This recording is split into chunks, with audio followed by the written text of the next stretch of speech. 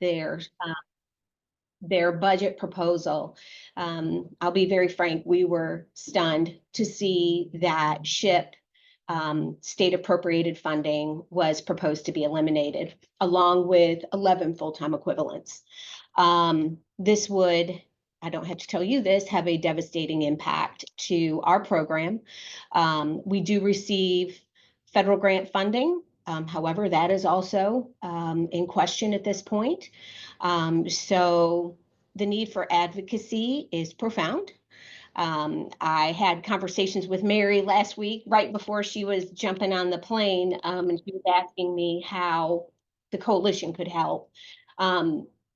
I do want to let you know that leadership at the department has been working on a plan. As you all know, General Assembly is on break this week. So next week, they are going to be pounding the pavement, specifically with House members, and then Senate members as well, to talk about the importance of SHIP funding. Something I think that is important for people to know as it relates to state appropriations. So this would come out of the general fund. But the Department of Insurance reimburses 100% state appropriations through the Insurance Regulatory Fund. So this is not giving any savings to general fund revenue. So they are finalizing a flyer, a one-pager that they're going to be sharing with members on the House and Senate side as it relates to the state appropriations. And we are simultaneously going to be sending information out to our volunteer network and to our partners, asking for support for your side of that as well. Our state appropriations at this point are about $953,000, and it's 11 FTEs. But beyond that, there's operating costs involved in that. But we're just hoping to educate. I think that's one of the most important things we can do. We have no idea why it was put in the budget, proposed budget to be eliminated, if they're seeing it as a duplication of funding. But SHIP in North Carolina does a lot more than what is required of the federal funding. We help consumers with Medicare supplement and long-term care complaints, but we also help consumers who are struggling to find resources as it relates to assistance with prescription drug coverage. So we help them with pharmaceutical assistance programs as well, and a host of other things. So anyway, I know you want to get moving on, but just know that I will be in touch with Sandra, with Mary. I think Bill Lamb is probably on here. He's been remarkable, reaching out to senior target legislature. So we're just waiting for that flyer to be finalized, so we can share that out. And once it's available, I'll get that out to everybody. Oh, and if Sandra, real quick, I just see Gina had put something in the chat, and she said, what is the source of the funding that reimburses the North Carolina General Assembly? And she said she knows about the federal funding. So it's General Statute 58-625.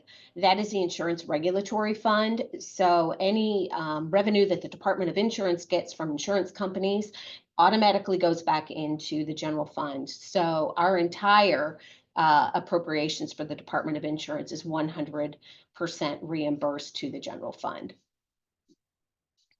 Sandra, thank you so much. Thank you very much. I appreciate you providing that information, and just to make the coalition aware, obviously, as a strong partner, not just within the coalition, but I think within the state of North Carolina. As a matter of fact, after the February meeting, I think it was, where SHIP presented, I called my sister to tell her about it because she turned 65 in April, and I thought she might need to know some of their services. So that's very good. I do want to come back just a couple of minutes on the coalition updates. We've been working with the Department of Health and Human Services and their Older Americans Month event that's coming up on May the 7th, which that was in our newsletter. So just wanted to make people aware of that. And also, of course, the Advocacy Day on May 7th, which I think Kay will talk a little bit more about that during her presentation. And one more thing, I'm going to call someone out just because I think it's great that he is on our call. I got an email last night from Juan Perez Matalano. He is a student in social work at University in Charlotte, UNC Charlotte. And I wanted to know if he could join this. There he goes. He just came on board. So appreciate you being here. And just to let you know that these are the wonderful people you're going to be working with as you pursue your social work degree. And we welcome you to the meeting today. Thank you. Thank you. Trish. Good morning, everyone. Thanks for the opportunity to give you an update.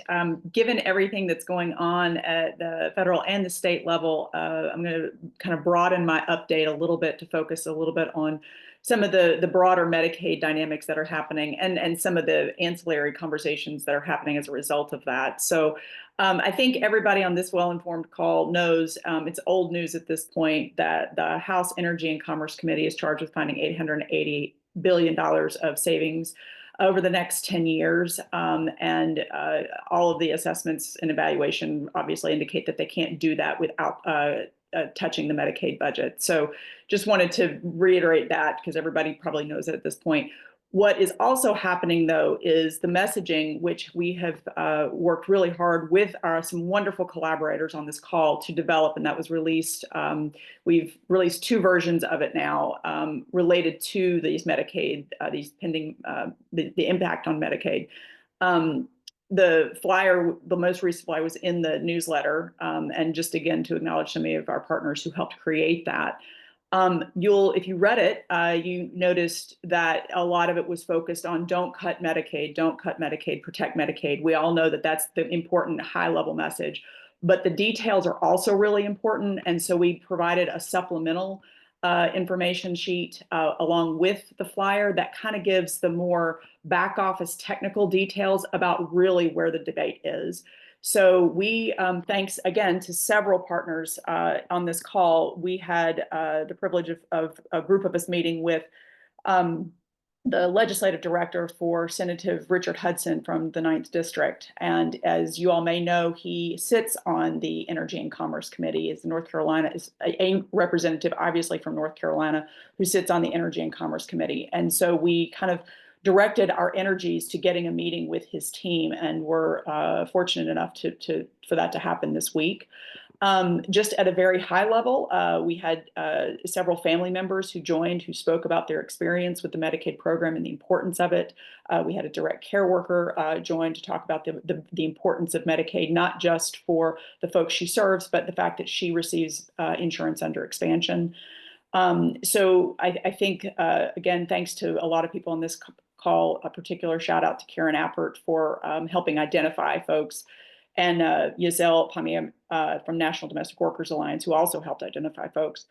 And then Adam, our wonderful vice president, to help facilitate the meeting. So we had this conversation, and the high level points were this. One, there was a not unsurprising reassurance that they are not focused on core cuts. That's not where the intention is. The attention is, one, they certainly identified the non-Medicaid cuts that were in the purview of the Energy and Commerce Committee. So that's one factor. But after those 2 considerations, everything else is on the table. And so importantly, that could have a real impact on our expansion experience in North Carolina. As you all, this very well-informed group knows, we currently get a 90% match on expansion dollars, with the feds bringing in 90 cents on the dollar for every dollar that goes towards Medicaid expansion. Importantly, the 10% that North Carolina contributes comes through a tax structure that the hospitals fund. So it's really important to know that right now, if they reduce their what's called the federal match on Medicaid expansion contributions, the state would have to find the difference. And the other thing under scrutiny are the exact taxes that are being used to fund that 10% in North Carolina. So I really hope folks will take a little bit of time to read some of the fine print in that supplemental detail that we provided in the newsletter. I'm going to, as soon as I stop talking, I'll upload an updated version of it so that people have it in real time as well. So I just wanted to flag that. There's also obviously moving parts happening at the state level because nothing is ever, calm on any front. And so we had an important dialogue with our Medicaid partners yesterday about what's happening between the governor's proposed budget and the Senate's proposed budget on funding the Medicaid program. There's still a lot of work to be done before that's anywhere close to final. So I'll spare you some of the details. But essentially, there is a disparity, a discrepancy between what the program indicates it needs to manage the program and what the Senate has appropriated. So just important to know that, or is proposing rather. The other detail that I wanted to flag, because life continues to move on, even in this very busy climate, is that our Medicaid program is in the process of amping up the process of renewing its Medicaid standard plan contracts and rebidding those. So the contracts will be implemented at the end of 2027, and they have released a policy paper that they are requesting feedback on. And very important note here, to really explore how many of the excluded populations are integrated into a managed care model. And so you all probably know, or at least many of you know, that in North Carolina, dually eligible beneficiaries, people who receive both Medicaid and Medicare, are excluded from the managed care model. And there's various thoughts on that, as are folks who are not long-term stay nursing facility residents.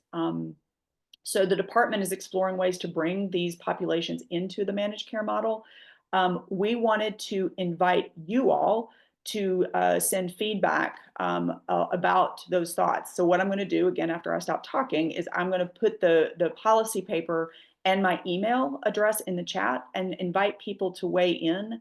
The comments are due soon, so we'd need to do this pretty quickly, but I really would like to make sure that as the coalition submits its comments, that it reflects and integrates the observations of the membership. So thank you for taking the time to read it, kind of a technically wonky paper, and share your thoughts if this is something that is a priority for you. The last thing I wanted to acknowledge before I'm quiet, actually two things, Sandra, sorry. On the federal front, bouncing back up to the federal front, this group is far more informed than I am on this, but I did want to kind of do some dot connecting. There is some real angst that's happening among our colleagues who are funded by the Administration for Community Living as the ACL program continues to be dismantled at the federal level. And many of our ACL colleagues received communication, indirect leaked communication last week that the executive branch is proposing zeroing out a number of their budgets. So this has impact on our partners at the Council on Developmental Disabilities. This has impact on the Disability Rights North Carolina. This potentially has impact on a lot of our our AAAs. So it's important to just flag this. And I want to make sure that after I stop talking, Sandra, if it's okay, that we invite other people to give additional context on that particular dimension of what's going on, because it is really important. And because I've been kind of focused so much on the Medicaid space, I don't want to do it a disservice by trying to capture everything when there are people who are far more informed on the call. Those groups in North Carolina are starting to come together. So the Centers for Independent Living, the DD Council, the Protection and Advocacy, the Disability Rights NC, really thinking it would be valuable for our AAAs to join that dialogue if they haven't already. But just wanted to flag that as a really important detail that's happening. And then the last thing, taking it down to a much calmer space and thinking about some of our direct care workforce work. So we finished our final fourth in a series workshop in partnership with the Center on Workforce for Health and NCIOM in Colfax earlier this month. It was a really productive session.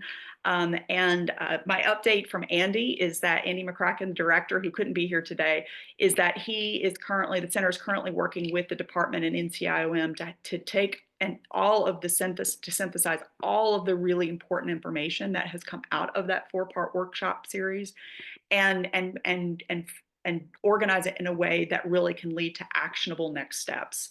There will also be some public online virtual opportunities to get updates and to hear some additional details. So just stay tuned on that front. Okay, I think I'm done.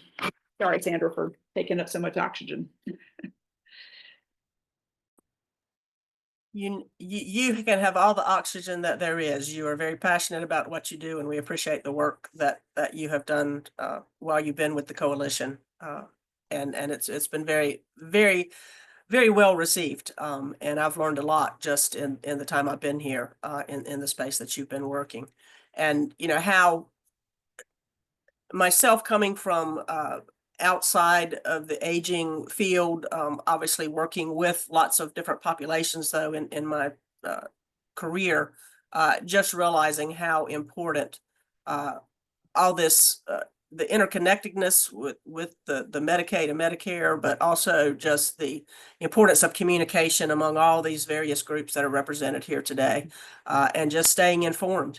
I think that's one of the most important roles that I have seen that the coalition can help with, is just making sure that people are well informed on what is going on in our state that may affect what's going on in our state and outside of our state that may affect the aging population in our communities. And I'm gonna steal just a little bit of thunder from Divya and Kaylee, who are getting ready to present on the multi sector plan for aging. There was a slide as I was looking through the statistic, and in 20 years in the state of North Carolina, the 85 plus population, the age 85 plus population is projected to increase by 142%. That's good news for me because in 20 years I'll be close to that. So that's a good thing. But that just tells you how important and priorities for the population that is growing in the state, and making sure that we have programs and services that are there 20 years from now and during the 20 years getting there. So Juan, you have an important role to do as you're studying and working in this population. So we appreciate that. Sandra, yes. Is it okay if we open up just for a bit of opportunity for our partners who are affiliated with ACL or the cuts proposed by the executive function? Because I want to make sure, like Melinda put in the chat, that SHIP funding is also eliminated in the Health and Human Services proposal. I want to make sure that other people have a chance to weigh in on some of that part of the crisis. Yeah, absolutely. Thank you. Does anybody want to come off mute to give any insight based on the information? Again, this is kind of quickly, hot off the press. I'm not even sure it's been officially released. Well, we did send out a newsletter earlier this week. Was it Monday or regarding all the different proposed cuts for that the National Council on Aging had put out as far as what is being proposed for the fiscal year 26. So.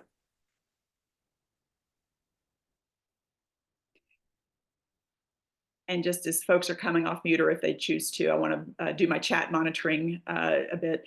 Kent, thank you for your great question. Kent's question was, North Carolina's Medicaid expansion raised the income limits for those under 65 only. What will happen to recipients under 65 when they age to 65 and beyond? Will they lose their Medicaid simply due to aging? And that's actually kind of a dynamic that's already a factor. So it's important to be aware of that. I'm more than happy to organize a more polished answer to your question, though, and I want to appreciate your flagging it. I think Dick has his hand raised. Good morning, everybody. I just wanted to commend Trish and Sandra and Mary and all the other people for developing all of the advocacy materials. That's really important that you have a concise opinion to present various policy makers. And I just want to encourage everybody to please speak up. Just do whatever you can to get in touch with your member of Congress, and the senators in particular is a big battleground. Senator Tillis is up for reelection in 2 years. So they should be particularly attuned to what the people back in North Carolina feel. And we can be very articulate in these forums among ourselves, but it's really important for people to reach out. So I hope you will all do that. You've got a lot of great materials now, and good luck. And thank you, Dick, for saying that. Just to, one other detail I forgot to mention is at this point, even though it's not a fixed timeline, the directive that the Energy and Commerce Committee is under is to organize its recommendations by May 9th. And so if you are in Richard Hudson's district, please take a moment to reach out to his office with the talking points that we've provided. And again, I'll put some of this stuff in the chat. And Dick, I was remiss. The flyer, a lot of the credit goes to a smaller little subcommittee of folks, Karen Appert, National Domestic Workers Alliance, and then I really appreciate the Relate advocacy insight on our work as well. So anyway, thanks, Dick. Good. Trish, you want to speak to Tova? Put something in the chat about the collaboration among the different organizations. Yes, consider contact collaboration with disability organizations. Example, yeah, agreed, Tova. Thank you. About aging and disability resources and services being cut or eliminated.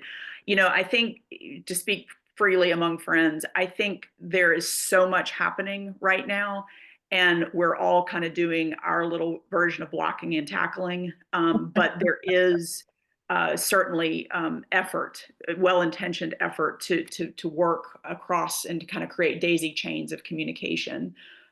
So again, you know, everybody is kind of focusing on their specific space, but we're all trying to daisy chain together so that we can share information. And certainly the kind of the rallying cry, to the extent that that's effective at this point, is that shoulder to shoulder mindset, right? Like we are not necessarily able to none of us have the individual bandwidth to know it all, and the only way we can be effective and having appreciation of the overall impact is to keep talking and to stay connected, which we're trying really earnestly to do, and importantly, not pit ourselves against each other. So we are being very, very mindful in our messaging to not communicate anything that in any inadvertent way pits us against each other in these discussions. But really appreciate the point. Very good, thank you. Does anybody else have anything? And Tova had a follow-up, but consider that more than half of the aging population is over 65 and or disabled. So this is not a small niche. So noted. Absolutely true. Well, thank you for that, Trish. Thank you, everybody, for that. And now we're going to have Divya and Kaylee talk about the all ages, all stages implementation. And I will give them a shout out. Divya flew in at 7 o'clock this morning, I think, something like that, to be here. She was at a national conference. So we're very pleased that first that she accepted the invitation to speak today, and that she's able to make it. So looking forward to hearing the information on how this plan is moving forward in North Carolina. So Kaylee? Yes, we work on getting it to. All right, are we seeing the screen? Everyone good? Okay, perfect. I can't really see you guys, so I'm hoping that is good on your end. Divya, I don't know if you want to give a little intro before we get started, but if not, I'll just jump into it. Sure, yeah, I'm happy to kind of kick start us. So today we're going to be focusing a little bit more on the implementation phase. Many of you have contributed to the development phase and have probably heard this several presentations. So we want to build on that foundation. And back to what Trish was saying, we are at a critical juncture. A lot of federal priorities and funding is evolving. So with this plan, it really urges us to think differently. It's not just a document, it's a call to action that's going to propel us forward in breaking down the silos, adopting more of a cross-sector approach, and also a preventative lifelong approach to aging. So What makes this plan powerful is that it is actually community driven. It's rooted in the lived experiences, the local innovations, and we at the state are really just the conveners of this group. A lot of our subgroup and work group leads have already started to begin the path forward. So we're looking forward to bringing on members to implement this plan, the 4 goals, 8 priorities, and the 41 action steps that we'll be talking through. Very well said. So today I'm gonna give a brief overview of our agenda. Like we kind of said, there's a lot of familiar faces and names we're seeing, so this might be a really great review for some people. But today we're going to touch on some statistics and the stakeholder engagement process that got us here. And then we're going to spend some time on what recommendations and action steps we're going to focus on for the first few years. And then finally, we're going to tell everyone how they can get involved if they are not already. So this plan is important because North Carolina is aging. Everyone on this call is older today than they were yesterday. So each of us are aging in North Carolina. Both the number and proportion of people that are over the age of 65 is growing. We expect that in about 10 years, the older adult population will outnumber people under the age of 18 in North Carolina, which is already happening in a lot of our rural counties. In about 20 years, we expect the number of older adults to increase by nearly 50% to 2.8 million people.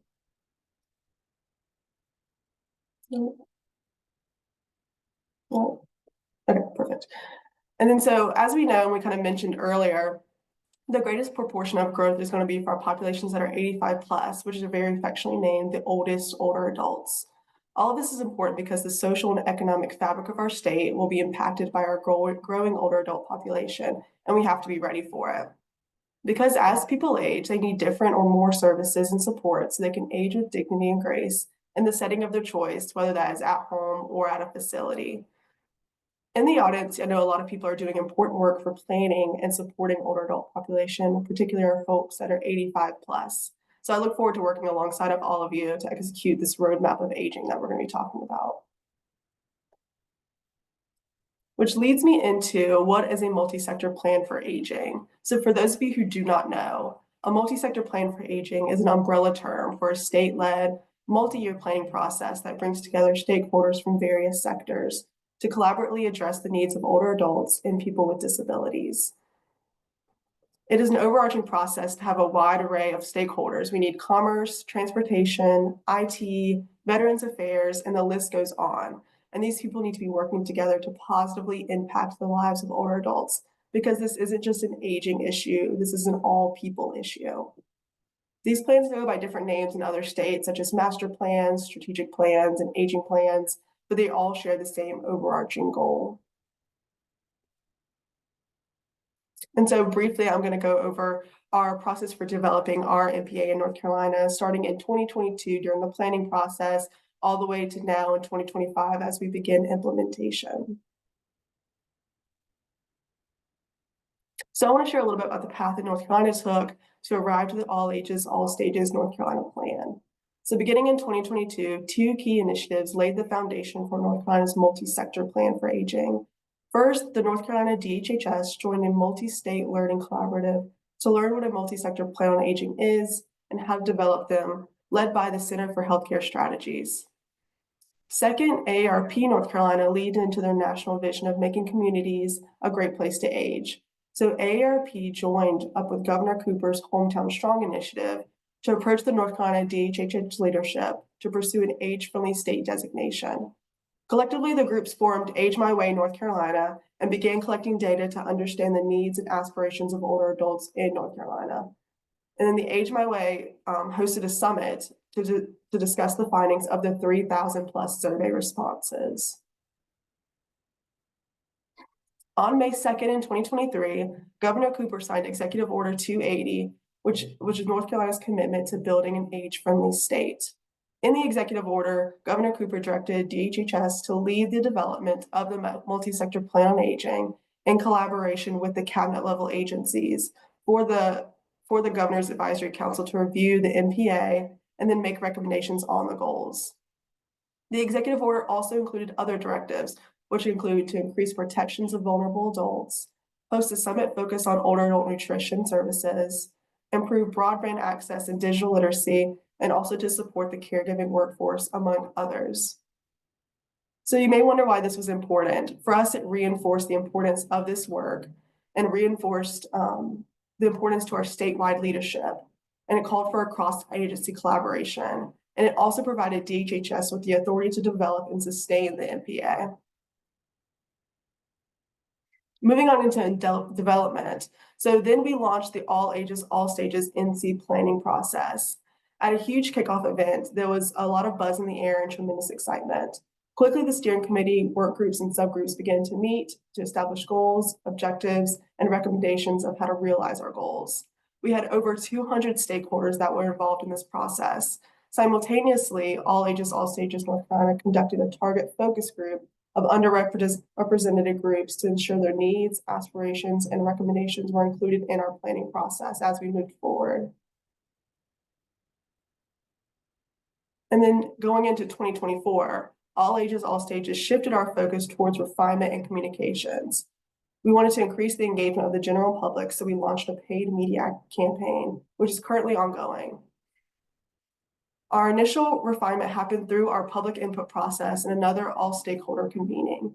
These processes resulted in 160 recommendations being submitted.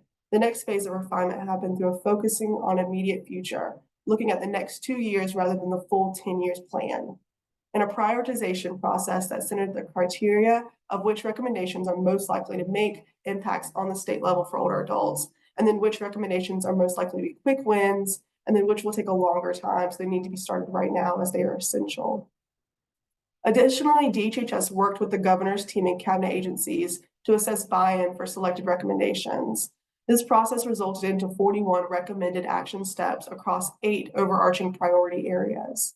Through the summer, we worked on writing the plan, including beignets on great work that's already happening across the state and our state agency partners. Then moving into September, Secretary Kinsley, the Division of Aging, and our partners unveiled the All Ages, All Stages North Carolina plan in a lovely celebration. The following day, North Carolina shifted our focus to begin supporting the response and recovery efforts to Hurricane Helene, which in itself is an older adult issue. Nearly 1/3 of the population in Western North Carolina is comprised of older adults, and those on fixed incomes are being disproportionately impacted by the recovery needs and impacts of the storm. In the aftermath of the storm, we've begun to discuss how our plan could help chart a path forward in the impacted regions and across the state to be more resilient and equitable for all people, no matter their age or stage of life. And today we're going to talk about more solutions in the plan. So our inclusive stakeholder-driven process resulted in the formulation of 160 recommendations, which these were carefully prioritized and refined by project and NCCOA's leadership into 8 key priorities, which are listed here, and 41 recommended action steps. These action steps will shape North Carolina's focus during the first 2 years of our 10-year plan.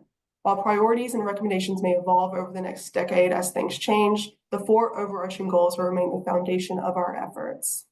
Each of these priorities address long-standing challenges, targeting critical gaps in services, support systems, and community environments for older adults. We will not be going into a deep dive of the 8 priorities. We will only get into the 4 goal levels, but we are sharing it in detail at the closing. As stated in the outcome of this incredible stakeholder government engagement process is 8 priorities that fall under the broad categories. And so as you can see, our 4 overarching goals are supporting older adults and their families, strengthening communities for a lifetime, and optimizing health and well-being and affording aging.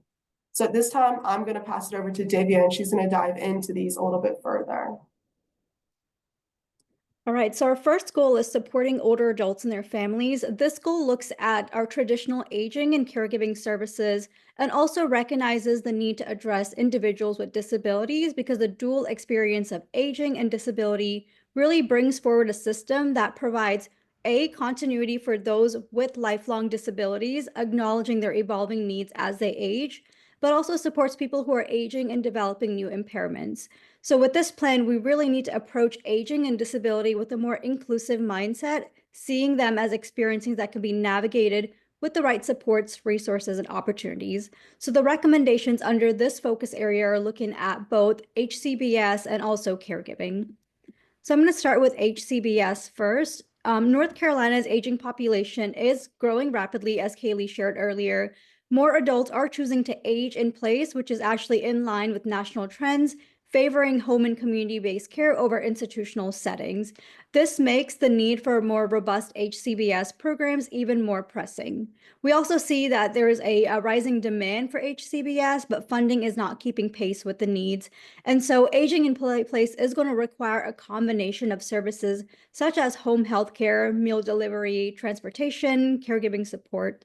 At the Division of Aging, we're actually looking at data currently with our current clients who are receiving multiple HCCBG services, and we see clients who are receiving up to 8 services all at once. Also, the end of the ARPA funding is that provided temporary boost to HCBS programming is coming to an end. And so we are seeing a risk of even greater disparities in service availabilities, which is going to be very critical for us to think about how we're going to be supporting the long wait list we have with a lot of services. And so investing in HCBS is going to be really critical for us in addressing service delivery, particularly in rural areas where access is often limited.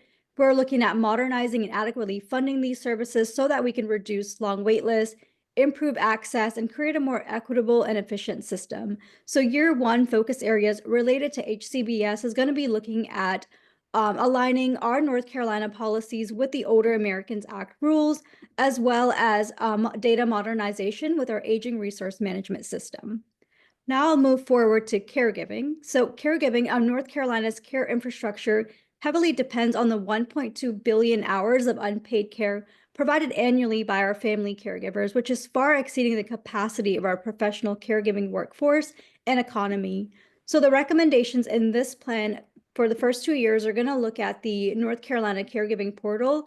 It is a valuable resource for caregivers to find reliable information. However, we need to continue to be able to sustain the portal with funding and also continue to update it with the needs and the resources that are meeting the needs of our caregivers. We're also looking at respite care. There's a significant need for more respite care that allows caregivers to take necessary time off to care for themselves without having to compromise the well-being of themselves and also their loved ones. We're also going to be continuing to support the work of the No Wrong Door through the No Wrong Door governing body through future grants to create a unified referral system through that approach. This means that regardless of the entry point, whether through phone call, online inquiry, or in-person visits, caregivers and older adults do receive accurate and tailored information. So now I'm going to move over to our second goal, which is strengthening communities for a lifetime. This goal is to build and enhance community-level infrastructure, things such as age-friendly housing, transportation, social supports. All of these are going to be really critical in ensuring that communities are inclusive, accessible, and responding to the evolving needs of an aging population. So first, I'll start with housing. When we look at housing for older adults, we are immediately confronted by the challenges that are really difficult to ignore. Nearly 30% of older adults in North Carolina are spending over a third of their income on housing, meaning they're often having to make tough decisions each month between paying rent, healthcare, or food. And there's also an alarming shortage of rental homes for extremely low-income households. In North Carolina, only 40 affordable and available rental homes exist for every 100 extremely low-income households, according to the NC Housing Coalition. And the situation is even more dire when we examine the housing conditions of some of our most vulnerable adults. Over 2.2 million low-income older adults across the nation are living in housing that is not only expensive, but also unsafe, inaccessible, and downright inadequate. Also looking at homelessness, we saw a decline in 2010 to 2020, but recent data actually suggests a troubling uptick. So 1 in 5 individuals experiencing homelessness are actually 55 plus. So all of this data reinforces the urgent need for us to expand housing options and supportive services to ensure older adults have that stable, safe, and affordable housing. So this group is going to be looking at the bolded recommendations for year one, focusing on universal design principles and continuing to advocate for a more coordinated approach to addressing housing challenges and more wraparound services. Now I'll move forward to adult protective services. Without robust APS, at-risk adults face heightened threats to their health, safety, and well-being. So historically, the Division of Aging actually operated as a Division of Aging and Adult Services with oversight of adult protective services. Recently, with APS is now transferred over to DSS, and we are continue to ensure that there is still strong alignment and partnership with the APS work. rather than duplicating efforts, we are building upon the strong foundation already laid through the APS transformation plan under Carrie's leadership. So this group is actually looking with their design teams on statutory improvements, consistency of practice and continuous quality improvement, as well as community stakeholder engagement and education efforts. So we'll be supporting them as they're continuing to unveil the work of the transformation plan. Moving forward to age-friendly, we know that age-friendly initiatives are really critical for more inclusive communities. And so this really looks at public spaces, transportation, housing, social opportunities. Currently, North Carolina has 22 communities in the AARP network of age-friendly state and communities, and 1 age-friendly university, and several businesses. So we're looking forward to seeing more counties and more businesses taking on the age-friendly pledge throughout the duration of this plan. The age-friendly framework encourages communities to implement livable designs such as accessible housing and transportation options, walkable streets and safe public spaces, social engagement and inclusion. So we'll be working closely to expand these efforts. And so for the first year's recommendations, they will be looking at food insecurity and components of addressing transportation challenges that feeds into the larger vision of an age-friendly community. We also have a digital equity and connectivity subgroup. They're going to be looking at social isolation and digital equity through existing infrastructures like Social Bridging NC and the digital navigators. We also have a health and well-being subgroup that you can get involved in. They are going to be looking at a culture of healthy living and preventative-based programs, most closely tied to our next work group. So segueing directly into our optimizing health and well-being. So this goal looks at the importance of healthcare and prevention measures across the continuum of care from frail to well. This goal has 2 key priorities: long-term services and supports, and workforce. With the workforce is actually one of the critical focus areas at DHHS. We know that building a strong workforce is really critical. And so which is why it's going to be really important for us to invest in things like public education, workforce development, and job training. So first, I will start with long-term services and supports. Planning for long-term care is an essential yet often overlooked part of aging. Many older adults and families tend to lack awareness of long-term care options, misunderstand Medicare options, and face significant financial barriers to affording necessary care. So a statewide educational initiative is going to be very critical in helping North Carolinians navigate long-term care planning, improve affordability, and ensure access to long-term care. I'm going to start off with a few data spotlights. 7 in 10 adults will need some form of long-term care in their lifetime. Medicare covers only 42% of average long-term care needs, which leaves to significant out-of-pocket costs. 80% of retirees lack sufficient savings to afford 2 years in a nursing home. And as of September 2024 data from Department of Insurance, 2 million North Carolinians were enrolled in Medicare, and of that, 268,000 Medicare beneficiaries are under 65 that are qualifying due to disability rather than age. So all this to say that as our population ages, the demand for long-term services and supports is going to continue to grow exponentially. So we need to continue to do work in this space. And so we do have a subgroup that's going to be long-term care costs and Medicare. And they're not only going to be focusing on promoting the SHIP program, but also more broadly at increasing public awareness, accessibility, and understanding long-term care cost insurance and Medicare coverage through statewide educational initiatives, looking at simplifying policy terms, providing more accessible information, enhancing professional guidance, and empowering individuals and families across all life stages to proactively plan for future care needs. And then now moving forward to workforce. So Trish spoke a lot about workforce already, and so I'm not going to continue to say a little bit more, but I'm going to spotlight a couple of key data. From 2018 to 2028, North Carolina's long-term care sector will need to fill 186,000 openings in direct care roles, including 21,000 new jobs due to increased demand and 165,000 vacancies from turnover and workforce exits. Median wage for direct care workers in North Carolina as of 2023 is $15.52 an hour. It's often below living wage. And also, rural areas face the greatest workforce shortages, making it really harder for older adults in those areas to access in-home care, skilled nursing, and primary care services. So we're very grateful for the work of the NC Center for Workforce for Health in analyzing workforce trends and developing strategies to address the care workforce shortages. They've been leading a year-long series of workshops, and so we won't have a standalone subgroup for this for all ages, all stages, and not duplicating efforts, but rather assisting the center in any way that we can. So one area is going to be participating in the State of the Workforce Survey. And then policy lead Emily McGee from DHHS is working with them on a rate and wage analysis study. Moving forward to our last goal is affording aging.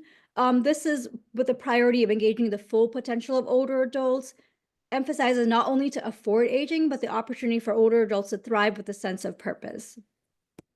So I'll speak a little bit about our potential of older adults area. So empowering older North Carolinians with the resources and opportunities they need to thrive in retirement is really essential to create vibrant communities. It's already exciting to hear about the great work with the Intergenerational Center in North Carolina. And so we're hoping to look forward to scale up more of these centers, looking at modernizing senior centers, and also looking forward to collaborating for this year's Older Americans Month celebration on May 7th and Ageism Awareness Day in October. On the state legislative front, AARP is propelling forward the Work and Save work, which will provide North Carolinians access to employer-sponsored retirement savings program and the option to save through a state-run initiative, which is going to be a critical step in ensuring financial security and well-being of older adults across the state. So in this space, we'll be having two subgroups. We'll have an ageism and engagement subgroup, and we'll also have a financial education and planning subgroup. So both of these groups are going to be looking at very critical areas in this space. I've highlighted the recommendations in bold. So the ageism engagement group for year one, they're actually going to be looking at volunteer participation because according to data, 24% of North Carolinians age 65 plus engage in volunteer activities. So there's still a lot of work to be done to expand volunteer opportunities and also social connectedness and community engagement. They are also going to be looking at ageism as well. National data reveals that 56% of older adults have experienced age-related discrimination, and we're actually looking to find North Carolina-specific data, and we'll be continuing our statewide awareness campaign to continue to reduce negative stereotypes, promoting positive perceptions of aging, and challenging the harmful biases that exist. In the financial education and planning space, we're going to be continuing to look at increasing financial education programs and retirement planning because according to data, 91% of adults 65 and plus rely on Social Security as a primary source of income. And so that indicates that we still have a lot to do to address retirement planning, managing debt, budgeting, and understanding available social support programs. So now I'm going to turn it over to Kaylee to walk us through our implementation phase. Yes, that was a really great overview of a deep dive of our goals and priorities. So kind of looking at year one in our timeline, as you can see, we've been working in our pre-planning phase between January and March. And then on April 1st, we saw a lot of you that were there at our leadership kickoff meeting. So that was really great. We got to brainstorm and collaborate. And so now in the May-June timeframe, we're going to be starting our subgroup meetings. And then there will also be quarterly publicly open and marketed webinars for each of the 5 work groups. We'll hear progress, updates, guest speakers, and then a public comment period. And so those will happen quarterly in July, October, March, and June and July of next year. And so when we get some dates for those, we'll have those sent out. And like I said, those are going to be marketed. And we're also going to be releasing a quarterly report, and we're going to be updating our implementation tracker once that is created. And then we just want to briefly mention and acknowledge our steering committee for their continued leadership and dedication from development now into implementation. And then I think this will be a really great visual for once Divya was talking about our priorities. We have our subgroups kind of based under our goals. So as you can see, we have our strengthening communities for a lifetime, and then under that we have our housing, connectivity, and digital equity, and then our social determinants of health and age friendly. Under optimizing health and well-being, we have our health and well-being group, our long-term care costs and Medicare, and then workforce. Under supporting older adults and their families, we have our HCBS subgroup, caregiving, and then referrals to access and care. And then finally, we have our affording aging group. And under that, as Divya mentioned, we have our ageism and engagement, financial education and planning under that. And then we have our cross-cutting legislative action group as well. And so as we kind of touch base on that, 4 of these groups are not standalone, all ages, all stages subgroups, as we didn't want to duplicate any efforts. So our workforce subgroup was going to be led by our NC Center for Workforce for Health. Our HCBS will be done by our Division of Aging OAA final rule governing body. Our caregiving subgroup is going to be done by our Division of Aging caregiving team and the NC Caregiving Collaborative. And then our referrals and access group will be done by our No Wrong Door governing body. So what's coming in May and June? So this moment in our cycle of our MPA is pivotal as we transition from planning to implementation. This shift from strategy to action is a crucial step that many plans struggle to make, especially amidst the competing priorities and rapidly changing landscape at both the state and national level. So how do we ensure this plan doesn't gather dust on a shelf, never to be revisited? Our implementation work groups and subgroups will begin to meet mid-May or sometime in June for their initial meetings.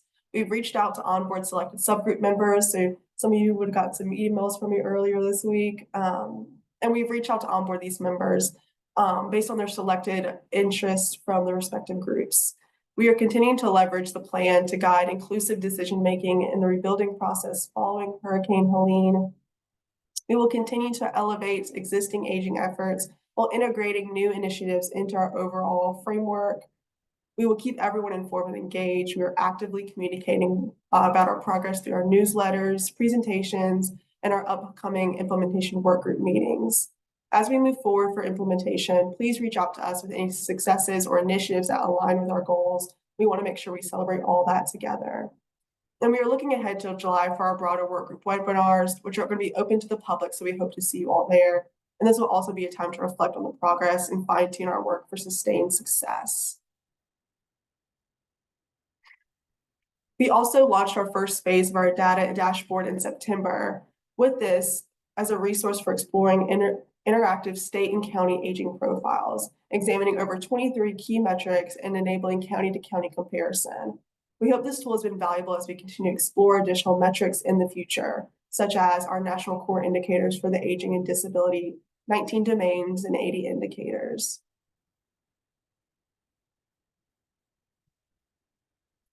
So what is coming in 2022, 2025 and 2026? So our dashboard is a vital tool in the ongoing measurement of the MPA's 4 goals and 8 priorities. Moving forward, new metrics aligned with the 4 focus areas and 8 priorities of the MPA will be integrated into future phases of the dashboard.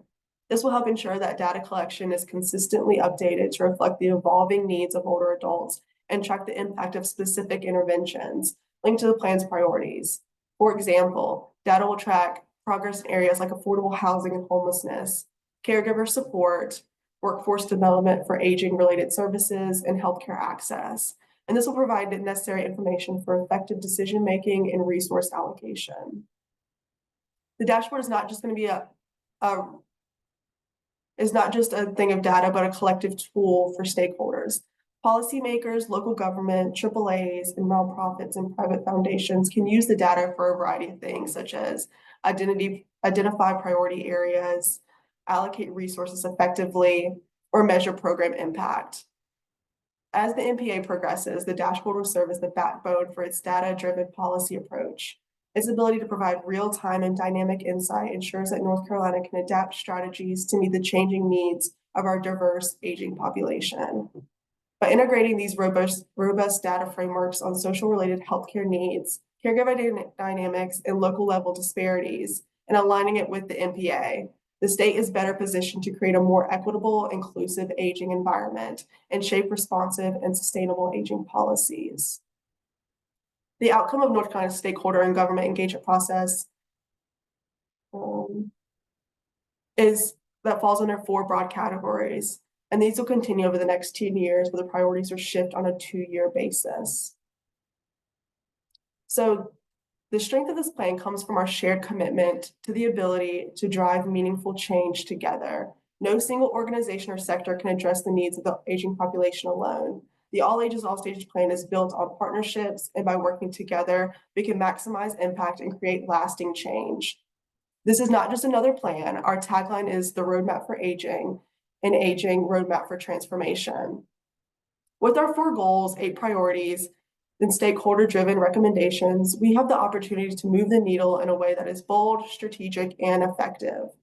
We are not alone in this effort. There's a growing national movement around aging and the multi-sector collaboration. North Carolina has been the chance to be a leader in this space, setting the standard for other states to follow. The transition to implementation is where real change happens.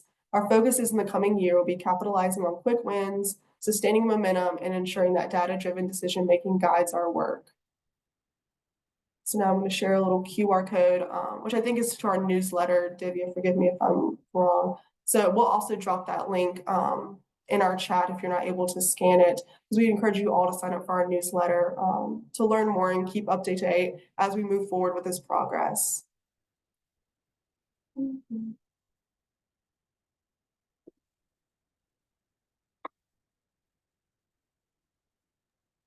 Thank you, Divya, for putting that in the chat. I guess we can open up to questions, Sandra, if that's... Yeah, that's what I was going to ask. Thank you for great positive information of where we are going in our state. I think we're very fortunate that we were one of 10 states that took this on. And it makes me very optimistic for our future as older adults in North Carolina. So does anybody have any questions specifically for Kaylee or for Divya? And I just wanted to flag that there's been some really important information and conversation in the chat, including Divya putting out the legislative priorities for all ages, all stages. So just wanted to flag that. And those are similar to the legislative priorities that the coalition has established in working, and Mary Bethel's work with the all stages, all ages plan. Yes, and there will be a quarterly meeting in July where you'll hear more updates about progress on those legislative priorities.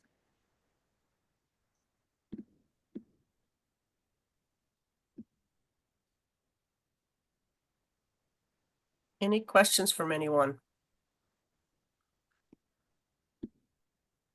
I did want to acknowledge Tova's comment about accommodations and accessibility. I think that is going to be a forefront of every goal of our plan. We know that, to truly achieve the work that we want to do, we need to make sure that we are acknowledging everyone's need, physical, sensory, cognitive, mental health conditions. And so we are always going to be thinking about removing barriers that are both seen and unseen and building on systems that is really accessible to all. So I think the universal design principles, accessibility, and the lived experiences of those that are aging and also aging with disabilities is truly going to be elevated in the plan, and is going to be something that across all of the recommendations is going to be highlighted.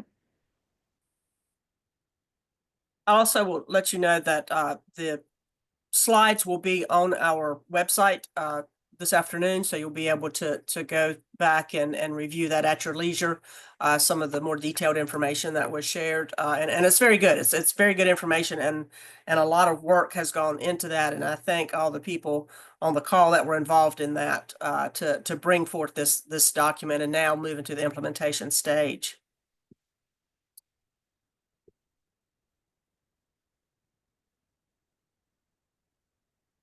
And would you mind putting that your website address to the all ages, all stages plan in the chat? I know we've shared it before in our newsletter, but in case people, I know you can navigate to it through the DHHS website as well. Yes, I dropped it right under the legislative priorities. I was probably just looking right at it and didn't see it. Thank you.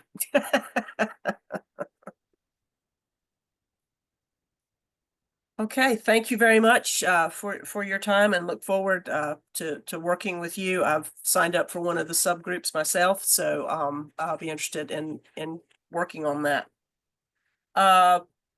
We'll move along on our agenda. Next, we have Kay, who is the Coalition's Policy Committee Chair, to kind of bring us some updates on that. Kay? Yeah, hey there. So just formally, the coalition's policy committee hasn't met, but we've been doing lots of work on the side and in emails. But I guess the biggest is just encouraging everyone to come to our May 7th Aging Advocacy Day. It's a Wednesday at the General Assembly, and we're gonna do, if you were able to attend last year, we broke off into groups and went around to different legislative offices together. So if you've never done it before, you're not going to be unleashed on your own. We'll be there to help guide you and put you in a group. We are going to work on materials for folks so that you kind of have talking points and things to leave behind with legislators. And then we will also have on Monday, May 5th, the Monday before, Chris from AARP is gonna do like advocacy update kind of thing that will kind of help you get better prepared for the event on Wednesday. So I would love if you're able to come to join us on that day.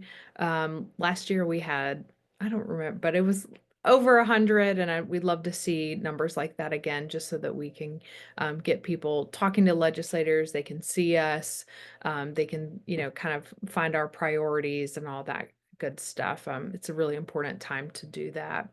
And then we will kind of, I guess, debrief from that. That's the next day, May 8th, legislators have their crossover day, so bills will need to make it from the House to the Senate or the Senate to the House. So we'll kind of know what bills are viable for the rest of the legislative session and where we might need to turn some of our efforts and focus on for the rest of the session. And we'll provide an update on that once we know a little bit more. And then we're still waiting. The Senate has passed their budget. We're still waiting for a House budget. And then they'll have to come together and make one state budget. So still a lot going on at the General Assembly. Obviously, Trish gave a great update of what's kind of happening federally as well, but we've got lots of pots moving at the state and the federal levels. Any questions? Okay. Just I would encourage everybody to sign up for the Advocacy Day. I think last I checked yesterday, we have about 50 people signed up that have registered. We sent out a link via email. I'll be sending out another notice about that. And the Older Americans Month event, which is a separate event, but we're part of that with DHHS as well. That's going to be at the farmer's market that afternoon. So also through that registration, you can register for the Zoom advocacy training with Chris. So just wanted to point that out. Very good. Anybody have any questions on any of that? All right, Daryl, you're up. Okay, good morning, everyone. Just a short report. First of all, the committee met last month, and we talked about the language, we've been using on our website. And we do have some language that we are putting forth, and the language is such that it's not going to weaken what we're all about, but hopefully it will strengthen what we're all about with health equity, and we're waiting for the change on the website. Sandra, I didn't see it this morning. Is there a timeline? Yeah, it'll probably Or be, did it'll be the first of next week. We'll get that change on there. Okay, all right. You all can let us know what you think, but we've taken in consideration comments from individuals regarding that. So just to give a brief update, the LGBTQ plus group has revised or is continuing to revise the survey, and they plan to launch it in June during Pride Month. Katie was not able to be here today, but I believe they finished that survey and they're just waiting to launch it then. So if you receive it, please respond, because we need to know what's happening and not to harm anybody or do anything. We just need to know what's happening. So once that is out, please respond to it. The BIPOC committee, I don't see Mary on the call. At least I didn't see when I looked the last time, but No Menthol Sunday is coming up again in May. And that is May 19th that this project will launch.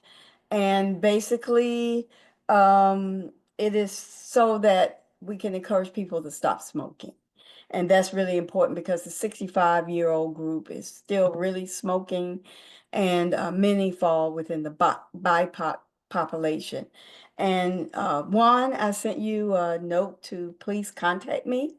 So maybe you can get involved with the Health Equity Committee, and particularly the BIPOC committee. There's some work to be done there. And then lastly, I'd like to just ask Rosalie to speak to the rural group. Thanks, Daryl. I hope You- everybody can hear me. Sorry, I'm off camera today, by the way.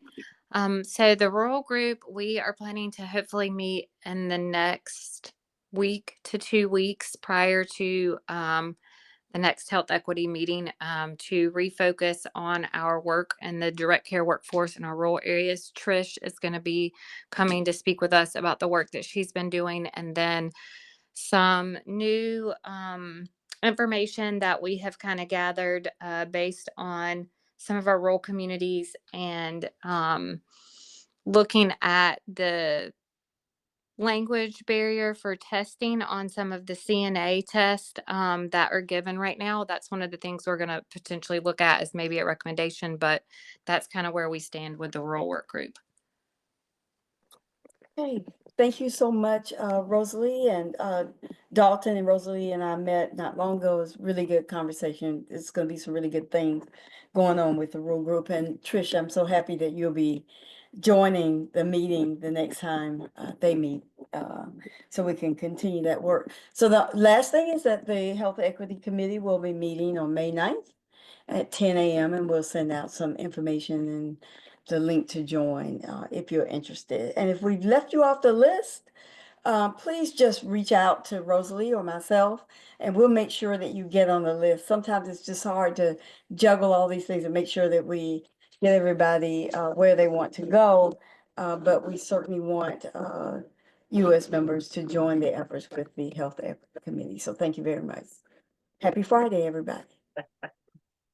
Thank you very much for that update. It's just amazing to me, all the work that has been done in just the last couple of years related to the health equity work and everything that the coalition, thanks to its volunteer leadership and volunteer committee heads that have really put it together and taken their time to do that. So it's great to come into an organization that has that level of commitment, and I appreciate it from everyone. And as Daryl said, there's always room to be involved. So just reach out to me and or to Daryl, and we'll get you connected to the right place. Do we have any kind of come to the time to let coalition members share information about particular things going on in your area? Does anybody have anything that they'd like to share this morning for the whole group? While people are gathering their thoughts, I just wanted to give a chat update. Some nice exchange about the all ages, all stages, and some nice shout outs to the wonderful team at DAS who really managed so much of it.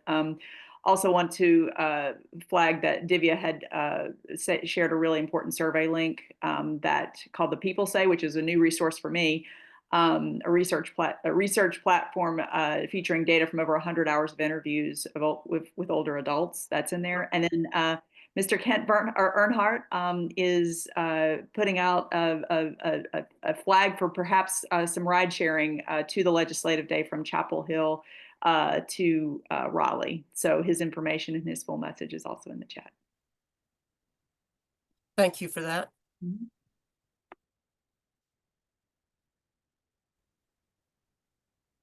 Anybody else? Anybody like to share?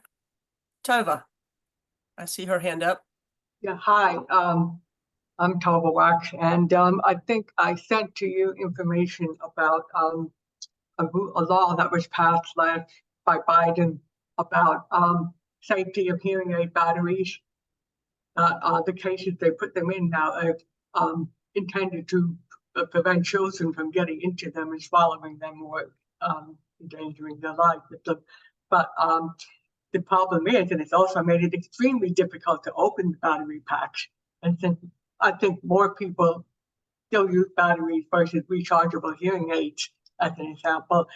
So I wrote a letter to DHHS and spread the word about that to people. But I thought maybe members here might be aware that this particular act has sort of made it very difficult for people with hearing aids or who use small batteries for other devices. They can't open them or easily travel with them. For example, I have to cut them all open and put them in a different package in order to travel because I can't carry scissors with me, for example. And so I just wanted to let people know about that. I think I sent you a link to the law, and I'm sorry I didn't bring it with me to put up on the chat box here, but I can send it to anyone who's interested. Yeah, that's a great point, Tova. And if it's sometimes the laws are passed with unintended consequences. It's, to help one population, but not thinking about the effects on the population that actually uses the product. So I appreciate you bringing that forward. Lee, I think I saw your hand up. Yes, I just really wanted to highlight requests that the department has had. Sabrina Lee on our meeting yesterday was asking interested parties to submit comments on their thoughts for the procurement renewal for standard plans. And I'll try to find the link to the 30-page document. Lee, that was actually part of what I uploaded into the chat with people to give me comments if they want their observations integrated into the coalition's comments by next week. So Okay, perfect. Yeah. Thank you. Absolutely. Thank you for reinforcing that. It's important.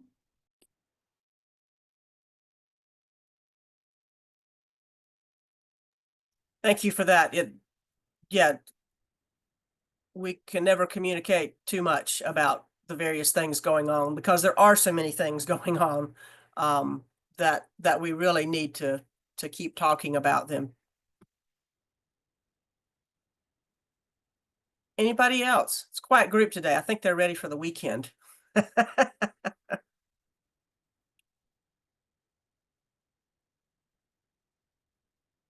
Wow.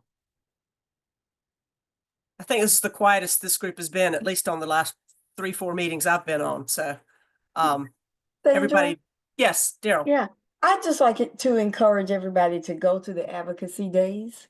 I'm like Yes. on a roll with that right now. Yes. And make sure that we all have clear messages about what we are about, because numbers do count, faces, voices. Mhm. And so even your clients, whoever can get to these things, I think it's important for the legislature to see us, even if we're having competing days, just like RGEA is also hosting Advocacy Day on May 7th. So, but that doesn't mean we can't support each other. So I think that's really important to do that. Absolutely. And the thing that we all have to remember is we as voters elected people to go to Raleigh. So it is definitely our right and our way to go and see how it's done and talk to the people who we elected. Heather Altman, I see your hand up. I do. I came off camera. I have lipstick on, so So I just this will be knowledgeable for some of you, and some of you might be like, what is this? But next Friday morning at this time, I was invited to the General Assembly to speak to the General Statutes Commission about their discussion around the Uniform Healthcare Decisions Act that is being, don't clap for me yet, Trish, until afterwards. Mary's not on this call, but Mary's like, I know we're recording this. She's like, you're going to be a little over your head on this one. Hey, so I just wanted to share for those of you who enjoy doing a deep dive into advanced care planning legislation. First of all, I see Kathy Smith. I want to send so much love over to AUK and things. The Association for Home Care and Hospice has really taken such a great advocacy lead in getting House Bill 349 the little baby bill that the Serious Illness Coalition and OC and others that are just trying to make it easier to fill out. It is Healthcare Decisions Month, and it making it easier to fill out your healthcare power of attorney and your living will documents, your other advanced care planning documents. You still have a few days left in your month to talk to your families and friends, and I'm a notary, I'll notarize your documents. And, so they've done a phenomenal job advocating for it, and Lee gave the update last Friday at the Serious Illness Coalition that has now crossed over into the Senate, passed unanimously. So thank you for all of that. And that's that little bill that's just trying to make those documents go from 2 witnesses and a notary to 2 witnesses or a notary, to put us in line with 47 other states, as well as to support electronic sharing. So there's no action needed on that. Shannon Pointer was like, we don't need, but in case we do need on it. However, the Uniform Healthcare Decisions Act would make that moot if it gets enacted, because it is a Uniform Healthcare Decisions Act that has a number of statutes to make doing your advanced care planning and other healthcare decisions, just kind of puts us in line with other states. And so I am going, if any of you, this is an interest of yours and you want to give me, some people have written formal comments about this. I have them, but I am a little over my head. I know Shannon, Kathy is trying to find, I am allowed to bring another advocate with me, preferably an attorney. This is a very technical group. So if any of you are deeply ensconced in advanced care planning and know anything about the Uniform Healthcare Decisions Act, or want to, email me. I'll put my email in. I can share with you what they're considering, and any talking points you can give me, that would be great. So that's both an update and a request. Thank you, Heather. Thank you for stepping a little bit outside of your comfort zone too, to get the work I don't done. know if like red lipstick's going to get me through that. I'm going to need some good talking points. So Chris Brandenburg and I were talking the other day at AARP. So if any of you have anything to make me pretend to be super prepared on this, let me know. Thank you. My mom would say that red lipstick will not hurt a bit. Thank you. Anybody else?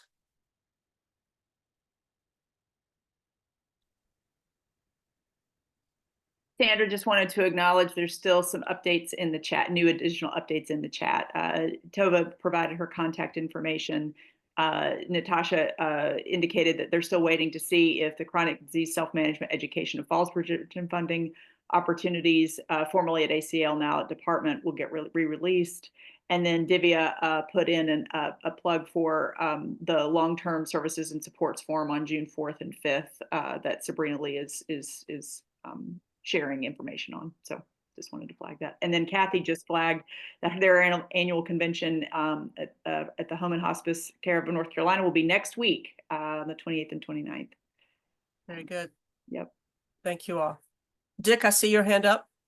Yes, here I am again, beating the advocacy drum, but I just wanted to encourage people that when they're doing their advocacy, to put a human face on everything that you're talking about.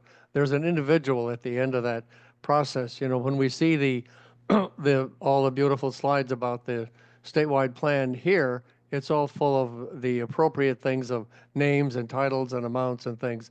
But what really helps get empathy is when you can personalize it enough. In some cases, you may be able to say, well, I'm helping an old man now who has this problem.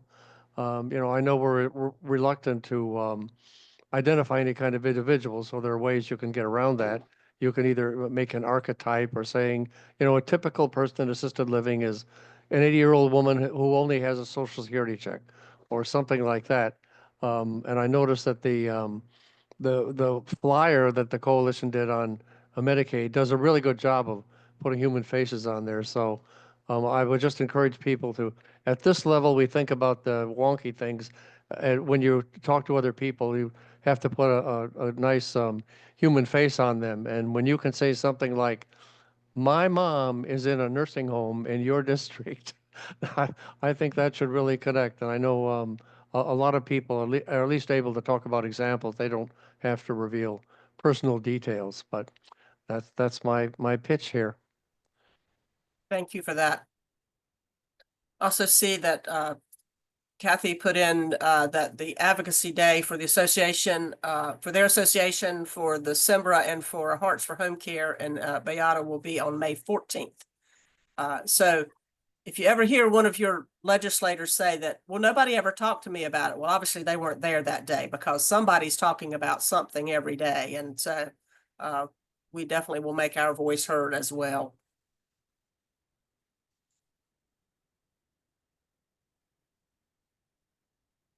Well, it is 11:27.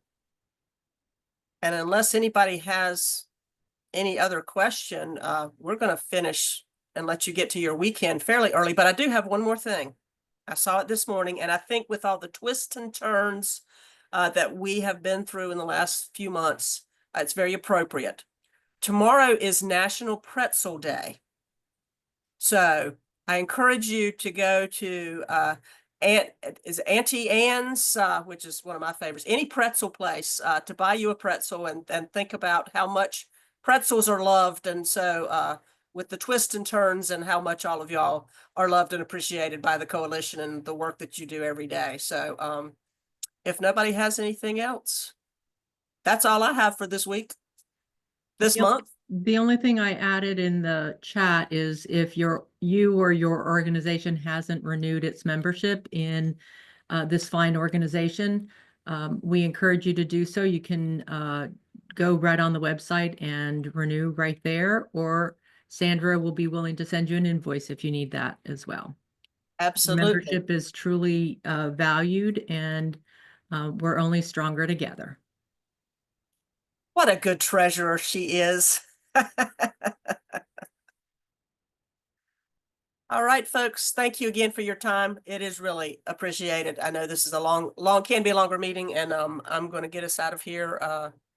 And the meeting notes and slides and video will be up.